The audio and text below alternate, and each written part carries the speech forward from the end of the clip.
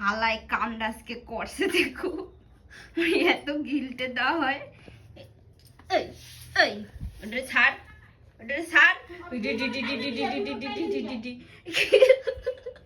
ওর হাসি হচ্ছে, ভয় হচ্ছে।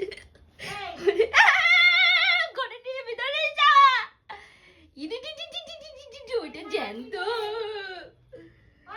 আরে ওইটা জ্যান্ত, ওটা চাঁদেতে রে মা। আমি কিরম ভয় পাচ্ছি।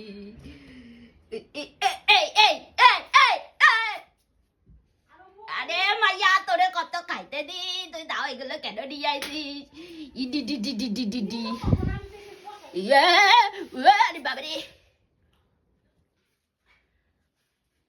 ও ভগবান কিরম লাগে দেখ, দুটো মিলে খেলতেছে।